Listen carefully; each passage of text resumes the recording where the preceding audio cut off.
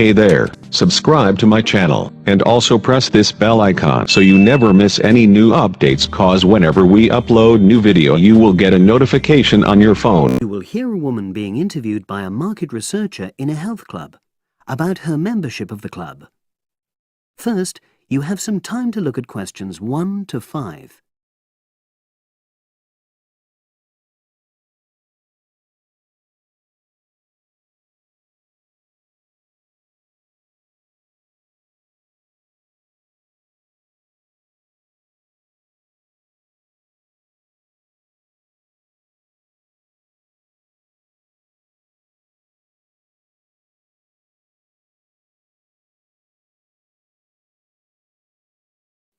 Now we shall begin. You should answer the questions as you listen, because you will not hear the recording a second time. Listen carefully and answer questions 1 to 5.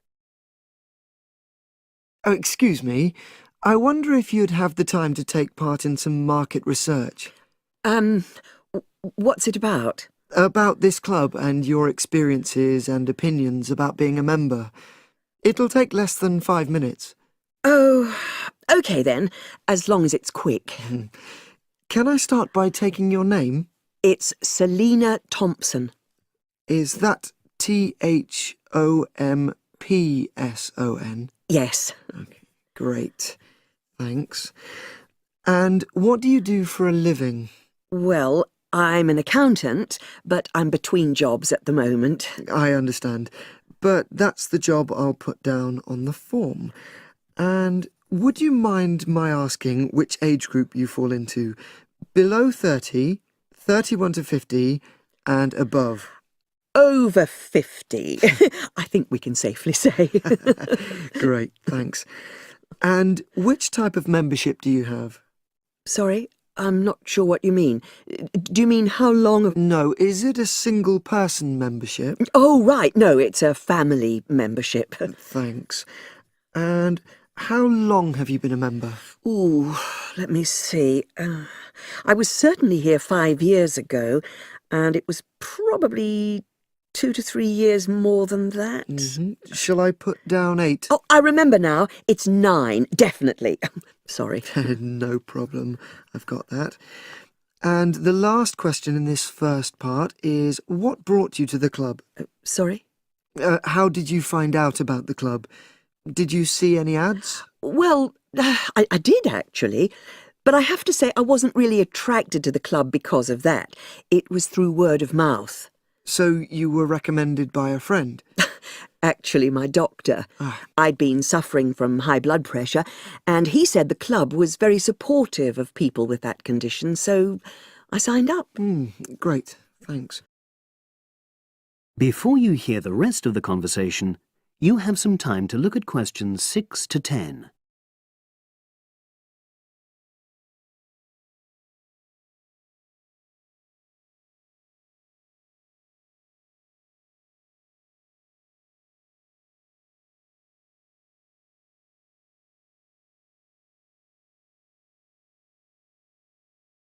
Now listen and answer questions 6 to 10. Now, for the second part of the form, I want to ask a bit more about your experience of the club. Sure. How often would you say you use the club? It varies enormously, depending on how busy I am. Of course. But on average, per month? I'd say it averages out at twice a week. OK, so 8 on average. Yeah, and 4 of those are aqua aerobics classes. That leads me to the next question. Would you say the swimming pool is the facility you make most use of? Fair to say that, yep. Right, thanks. And are there any facilities you don't use? One area I realise I've never used is the tennis courts. And there's one simple reason for that.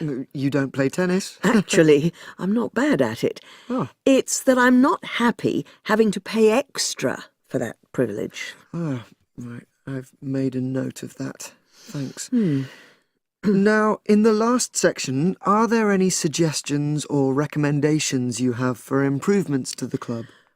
Only about health and fitness? Anything at all? Well, I'd like to see more social events. It isn't just a question of getting together for games or classes, but other things, you know. Yes, sure.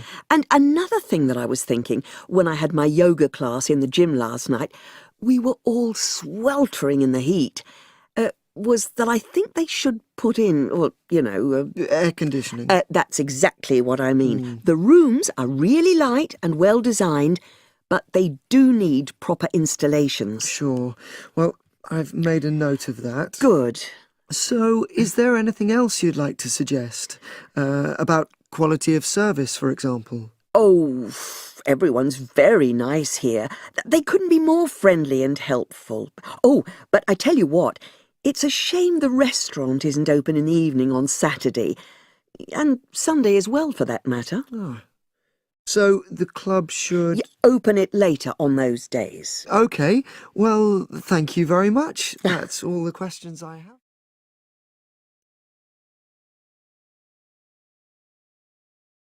That is the end of part 1. You now have half a minute to check your answers.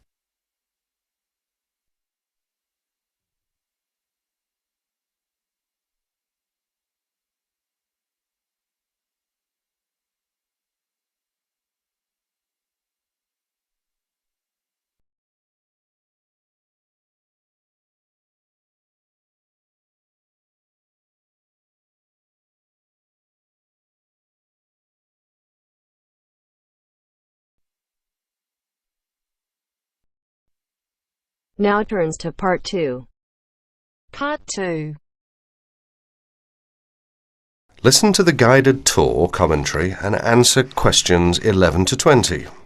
You now have some time to read questions 11 to 20 first.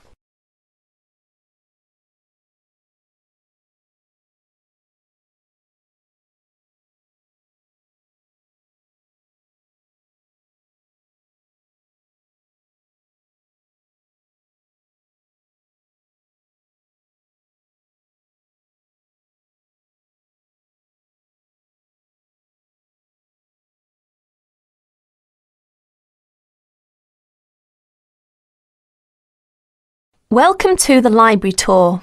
We'll begin our tour of this level of the library here at the entrance. Then we'll go in a clockwise direction. So, first of all, over here on the left, next to the entrance, is a touchscreen information service. These computers can be used at any time to get general information about the library and how it works. In front of the touchscreen information service are the catalogues. As you can see, it's a computerized catalogue system and it's very easy to use. The catalogues are linked up to the other libraries at the university. So make sure you check which library a book is in when you are trying to locate a particular item. Next, along here on the left, we have the circulation desk for borrowing and returning books. The returns area, the place for returned books and other items, is at the end of the circulation desk, near closed reserve. Closed reserve, as most of you probably know, is a collection of books that are in high demand, so they are on restricted circulation. If a book is on closed reserve, you can only borrow it to use within the library for 3 hours at a time. Over there in the corner are the shelves for newspapers. The library has an extensive collection of local and international English language newspapers. They are kept on those shelves for 1 month and then stored elsewhere. As we continue on our tour, around to the right, this large central section is the reference section. Reference texts cannot be borrowed for use outside the library. They must be used within the library. All these shelves in the centre of this level are the reference section. Now, the stairs here on the left lead to level 2 only. On level 2 are most of the law books. To go up to the other levels of the library, you have to use a lift. Beside the stairs are the restrooms for this floor. Now, as we walk around this corner to the right, this large room on the left is the Audio-Visual Resource Centre. You can come here if you wish to listen to a tape or watch one of the library's videos. Next to the Audio-Visual Resource Centre is the photocopying room. There are 15 copiers for student use, and we've recently added a colour copier. The system for copying uses cards, not coins. You can buy a photocopy card from the technician in charge of the photocopying room, or from the information desk if he isn't here at the time. On our right, these work tables are for student use, especially for small groups to work together. Or you and your colleagues can use the conference room, which is that small room there next to the lockers. You can work on group projects in the conference room without disturbing anyone, and there's a conference room on each level of the library. The round desk in front of the lockers is the information desk. If you need help using the catalogues, or you need to organise a loan from another library, the information desk is the place to come. And finally, here, beside the exit doors, these two shelves contain current magazines and journals. Like the newspapers, they are kept here for a time and then stored elsewhere. OK, that's the end of the tour of this level of the library. I'll leave you to look around yourselves now, and if you need any further help, please ask at the information desk. That is the end of part 2. You now have half a minute to check your answers.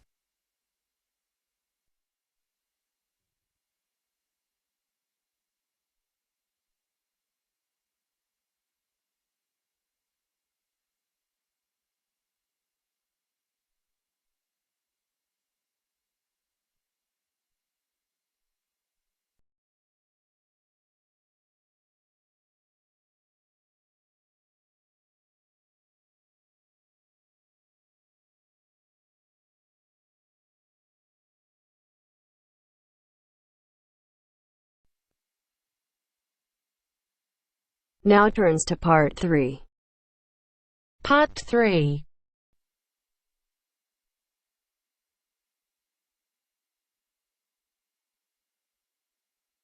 Now turns to part 3. Part 3. You will hear Peter Walsh being interviewed for a job. Listen and choose the correct answer for each question. First, you have some time to look at questions 21 to 25.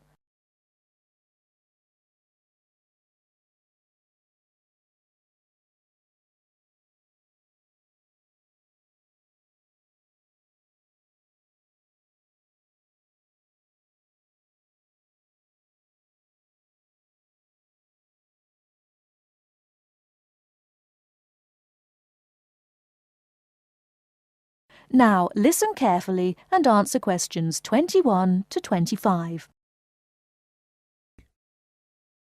Joanne! Hi, you must be Rob. Nice to meet you. So, I hear you're planning to visit Australia. Yeah, and I really wanted to talk to you because I was thinking of spending some time in Darwin, and my sister told me you're from there. That's right. So, tell me about it. Well, where shall I start?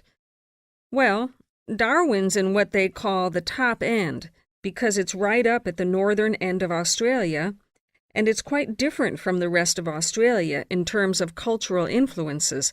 In fact, it's nearer to Jakarta in Indonesia than it is to Sydney, so you get a very strong Asian influence there. That means we get lots of tourists. People from other parts of Australia are attracted by this sort of international cosmopolitan image. And as well as that, we've got the same laid-back atmosphere you get all over Australia. Probably more so, if anything, because of the climate. But what a lot of the tourists don't realize until they get there is that the city's also got a very young population. The average age is just 29, and this makes the whole place very buzzy. Some people think that there might not be that much going on as far as art, music, dancing, and so on are concerned, because it's so remote. I mean, we don't really get things like theater and opera in the same way as cities down in the south, like Sydney, for example, because of the transport expenses. But in fact, what happens is that we just do it ourselves. Lots of people play music, classical as well as pop, and there are things like artist groups and writers groups and dance classes. Everyone does something. We don't just sit and watch other people. You said it's very international. Yeah, they say there are over 70 different nationalities in Darwin. For instance, there's been a Chinese population there for over 100 years. We've even got a Chinese temple. It was built way back in 1887, but when a very bad storm, a cyclone in fact, hit Darwin in the 1970s, it was almost completely destroyed. The only parts of the temple that survived were part of the altars and the stone lions, but after the storm, they reconstructed it using modern materials. It's still used as a religious center today, but it's open to tourists too, and it's definitely worth going to see it. Oh, and as far as getting around goes, you'll see the places that advertise bicycles for hire, but I wouldn't recommend it. A lot of the year, it's just so hot and humid. Some tourists think it'll be fine because there's not much in the way of hills and the traffic's quite light compared with some places, but believe me, you're better off with public transport. It's fine and not expensive. Or you can hire a car, but it's not really worth it. What's the swimming like? Well, there are some good beaches, but the trouble is that there's this nasty creature called the box jellyfish, and if it stings you, you're in bad trouble. So you have to be very careful most of the year, especially in the winter months. You can wear a lycra suit to cover your arms and legs, but I wouldn't like to risk it even so, personally. And there are the saltwater crocodiles, too. I mean, I don't want to put you off. There are protected swimming areas netted off where you'll be safe from jellyfish and crocs, or there are the public swimming pools. They're fine, of course. Before you hear the rest of the talk, you have some time to look at questions 26 to 30.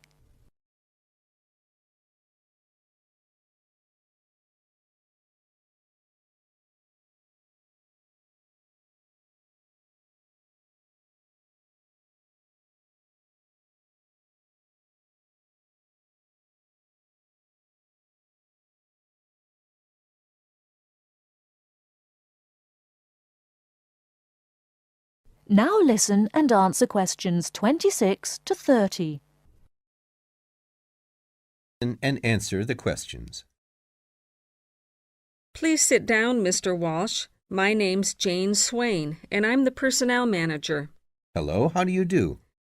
Now, this is just a short preliminary interview. I'd like to chat about your present job and what you've done up till now. Yes, of course. Well, could you tell me how long you've had your present position in Weston's? It is Weston's, isn't it? Yes, that's right. I am not sure. Let's see. I left university in 2005. Is that right? Yes, 2005. Then I was unemployed for about 3 months. And then I traveled round America for a few months. So, yes, it must be about 3 years now, in fact. Yes. And have you any particular reason for wanting to change jobs? I mean, why do you want to move?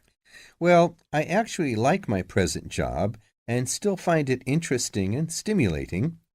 The salary's okay, so it's nothing to do with money, though you can always do with more. I suppose the thing is that I'm really very ambitious and keen to get promoted, so that's the real reason. You say you like your job. Can you tell me what aspect you like most? Oh, my dear, that's difficult. There are so many things. The other people are great. There's a good cooperative atmosphere. I mean, among the staff, and compared to other companies, the conditions are great. I mean, the office itself and the working conditions. And then there's the fact that they give me lots of room for initiative and let me make decisions. You know, that's what I really like most about the job. Yes, well, we're looking for someone like that. You know, someone who isn't a clock watcher and who isn't too concerned about working fairly long hours. Oh, I don't mind that. I'm used to it. And what about your education? You went to Manchester University, didn't you? Yes. After leaving school, I started a diploma course in design, but I decided to give it up and did an arts degree at university instead. Good. And have you done any courses since?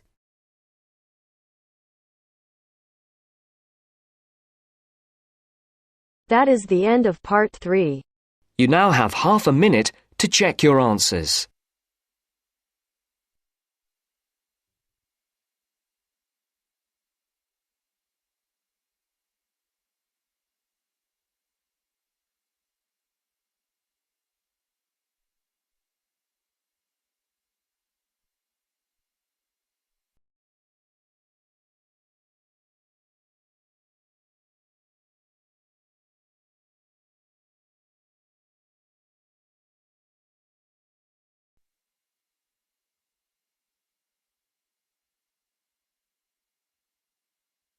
Now turns to part 4. Part 4. You will hear a postgraduate psychology student talking to other students about a job satisfaction study he has investigated. Before you listen, you have some time to look at questions 31 to 40.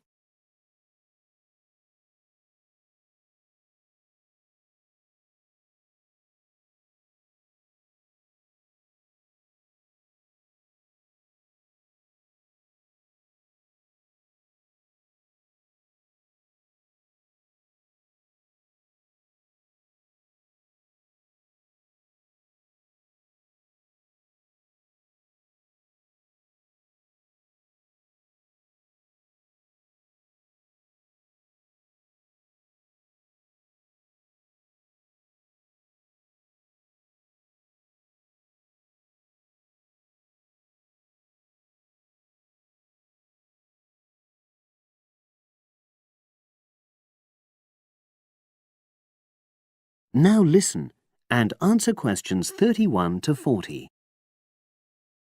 Good morning, everyone. For my presentation today, I'm going to report on an assignment that I did recently.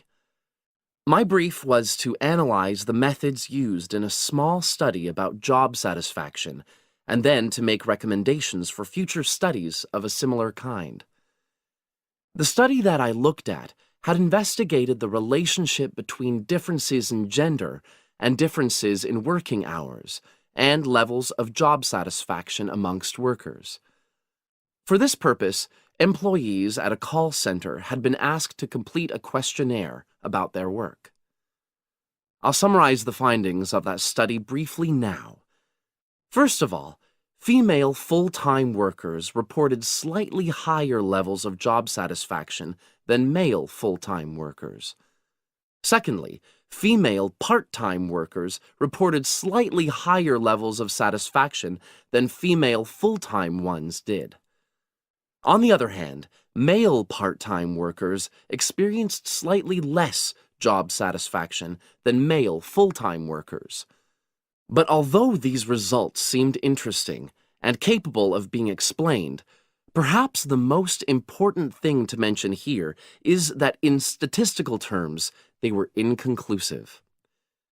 Personally, I was surprised that the findings hadn't been more definite, because I would have expected to find that men and women, as well as full and part-time workers, would experience different levels of satisfaction.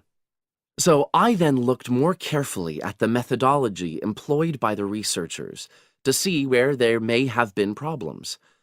This is what I found. First of all, the size of the sample was probably too small. The overall total of workers who took part in the survey was 223, which sounds quite a lot, but they had to be divided up into subgroups. Also, the numbers in the different subgroups were unequal. For example, there were 154 workers in the full-time group, but only 69 in the part-time group. And amongst this part-time group, only 10 were male, compared to 59 who were female. Secondly, although quite a large number of people had been asked to take part in the survey, the response was disappointingly low. A lot of them just ignored the invitation. And workers who did respond may have differed in important respects from those who didn't.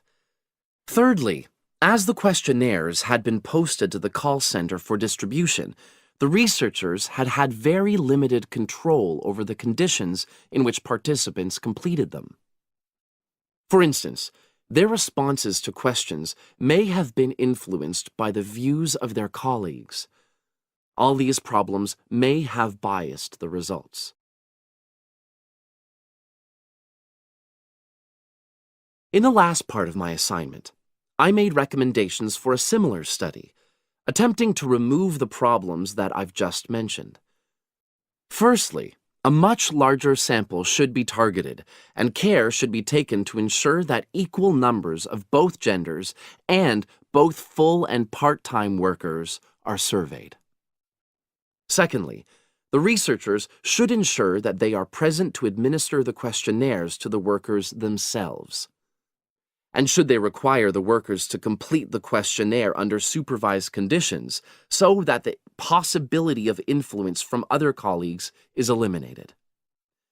Finally, as workers may be unwilling to provide details of their job satisfaction when they are on work premises, it's important that the researchers reassure them that their responses will remain confidential, and also that they have the right to withdraw from the study at any time if they want to. By taking measures like these, the reliability of the responses to the questionnaires is likely to be increased, and any comparisons that are made are likely to be more valid. So, that was a summary of my assignment. Does anyone have any questions? That is the end of part 4. You now have half a minute to check your answers.